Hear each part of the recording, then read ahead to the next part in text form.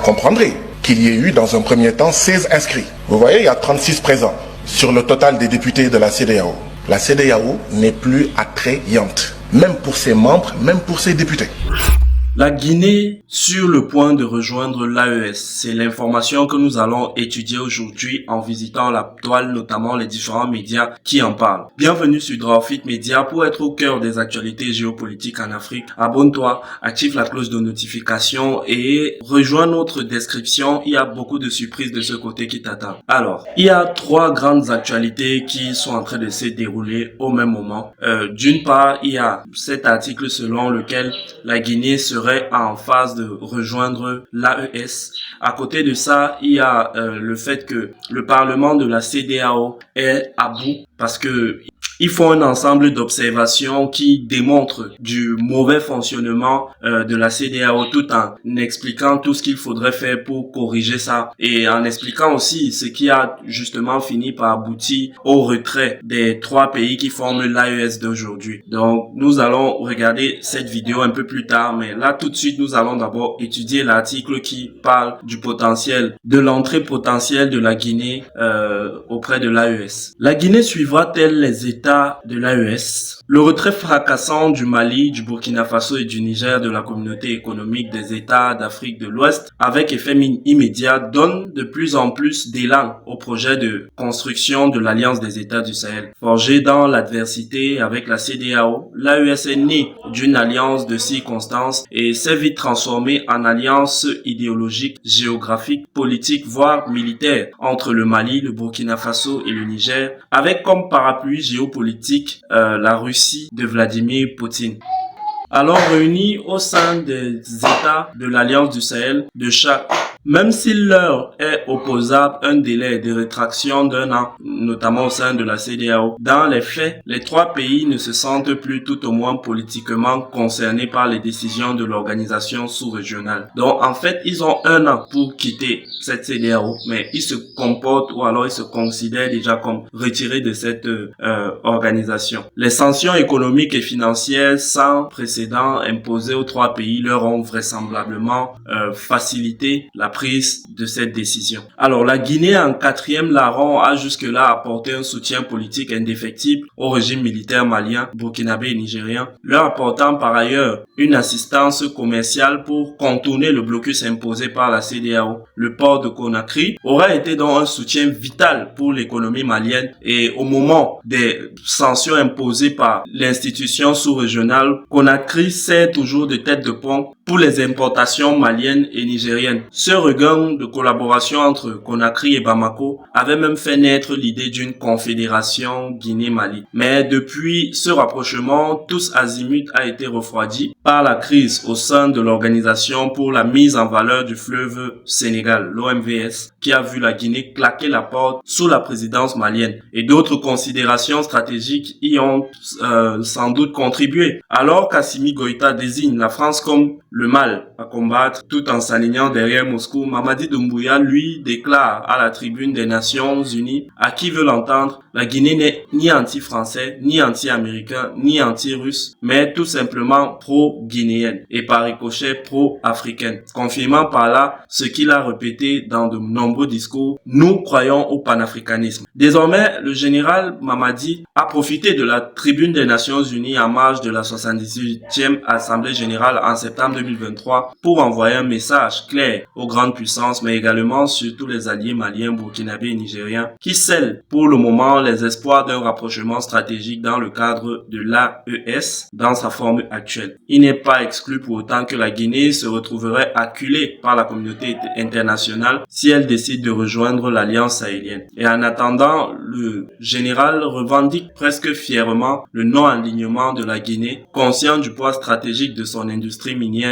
et traitant directement autant avec les puissances émergentes que les puissances dominantes. Donc, pour le moment, il est, en fait, comment dire, c'est comme une personne qui arrive devant un carrefour, il y a une voie de gauche, une voie de droite. Actuellement, il est en train de freiner pour aller dans une certaine direction. Et certainement, ce média Financial Afrique s'inspire de ses prises de parole, de ses prises de position pour essayer un peu de déterminer quel choix est-ce qu'il fera. Mais sinon, il reste clair sur son soutien envers les États de l'ancienne AES qui forment désormais la Confédération Confédération des États du Sahel. Et on va donc passer à la seconde information qui peut directement faire office de transition avec cette première information, notamment le désarroi de certains députés du Parlement de la CEDEAO qui observent justement beaucoup d'attitudes non productives ou alors contre-productives vis-à-vis des missions de la CEDEAO. Et sans plus tarder, je vais directement vous passer la vidéo et si nécessaire, on fera un commentaire juste après. Merci beaucoup, Madame la Présidente. Monsieur le Président de la Commission de la CEDEAO, chers collègues, bonjour. Monsieur le Président, depuis quelques jours ici, nous écoutons les rapports des différents pays. Tous les pays disent qu'ils ont des problèmes de santé. Tous les pays disent qu'ils n'arrivent pas à nourrir leur population. Tous les pays disent qu'ils ont des problèmes d'école. Tous les pays, même là où il y a les djihadistes des États-Unis, même là où il y a l'armée française, disent qu'ils ont des problèmes de sécurité. Je n'entends pas dans le rapport des réponses à ces problèmes. Je n'entends pas dans ce rapport une prise en charge de ces problèmes. Monsieur le Président de la Commission de la CEDEAO. Monsieur le Président de la Commission, c'est hier, dans la journée, il y a moins de 24 heures, que nous avons reçu votre rapport de plus de 80 pages. Vous comprendrez qu'il y ait eu, dans un premier temps, 16 inscrits. Vous voyez, il y a 36 présents sur le total des députés de la CEDEAO. La CEDEAO n'est plus attrayante, même pour ses membres, même pour ses députés. Monsieur le Président, je voudrais savoir, est-ce que ce sont les services du Parlement ou vos services qui ont fait que c'est à moins de 24 heures que nous avons reçu ce rapport? Parce que si nous voulons bien travailler, ce ne sont pas de bonnes conditions pour que les députés puissent prendre connaissance de ce rapport et puissent contribuer du mieux qu'ils peuvent, d'accord, aux politiques, en fait, communautaires. Monsieur le Président, vous avez dit qu'un peu plus de 85%, que les recettes des prélèvements communautaires financent un peu plus de 85% du budget de la CEDEAO. D'où viennent les 15%? D'où viennent les 15 autres pourcents? Monsieur le Président, notre CEDEAO va bientôt avoir 50 ans. Ce sera l'année prochaine, un demi-siècle. À la veille de ces 50 ans, nous avons le retrait de 3 de nos membres. Voilà le bilan de la CEDEAO. Nous nous attendons à avoir un discours d'électrochoc, mais pas un discours qui nous fait rester dans notre sommeil. Monsieur le Président, une CEDEAO qui pousse ses membres à assassiner ses artisans, ses paysans, ses jeunes, ses femmes, envoyer ces jeunes dans le désert du Sahara, dans la mer Méditerranée ou l'océan Atlantique, qui pousse ses membres à assassiner leurs petites et moyennes entreprises, en poussant ces États membres à signer les accords de partenariat économique entre l'Union européenne et l'Afrique de l'Ouest. Et tout le monde savait que les accords de partenariat économique, c'est la possibilité pour 85% des marchandises de 27 États de l'Union européenne d'entrer dans nos pays sans payer de droits de douane. Comment est-ce qu'on va régler la problématique du chômage? Comment on va régler la problématique du Sénégal où le taux de mortalité des petites et moyennes entreprises est de 64%? Et je suis persuadé que c'est à peu près pareil dans tous nos pays. Mais cette CEDEAO-là, c'est elle en réalité qui pousse notre jeunesse à essayer de traverser la mer Méditerranée et à prendre les pirogues à l'assaut de l'Europe forteresse. Nous ne voyons pas de changement. Cette CEDEAO qui pousse nos pays à maintenir les bases militaires françaises, à accueillir les djihadistes et d'autres armées d'occupation, parce que cette CEDEAO ne nous aide pas, n'aide pas nos pays, comme le Mali, comme le Burkina, comme le Niger et comme d'autres pays, à faire face à la sécurité. Voilà ce que c'est que la CEDEAO. Mais qui va rester dans un mariage pareil? Un homme et une femme sont mariés. L'homme prend ses bagages et part.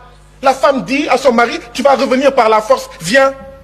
Non, c'est de dire, mon mari, pourquoi veux-tu t'en aller? Et on pose les problèmes. Je ne sens pas cette démarche, Monsieur le Président. Et nous devons aller vers cette démarche. Refondation ou mort de la CEDEAO. Voilà où on en est aujourd'hui. Transformation structurelle ou mort de la CEDEAO. Changement profond ou mort de la CEDEAO. Voilà où nous en sommes, Monsieur le Président. Si on ne fait pas ça, la jeunesse de l'Afrique de l'Ouest, dans les villages, dans les quartiers, ne veut plus de ça. Dit que cette CEDEAO est une CEDEAO des chefs d'État et non des peuples. Et ça ne sert à rien de dire non, non, non, non, non, non, non. Il faut changer par les actes. Que cette CEDEAO soit une CEDEAO des peuples, que ça soit attrayant. Madame la Présidente, j'aurais suggéré qu'il y ait un minuteur. Dans nos différents parlements nationaux, il y a un minuteur, d'accord, qui montre... Votre temps de parole est épuisé. Pourquoi? Pourquoi? Pourquoi? La CEDEAO qui est censée être... Honorable Babassal, vous avez la parole.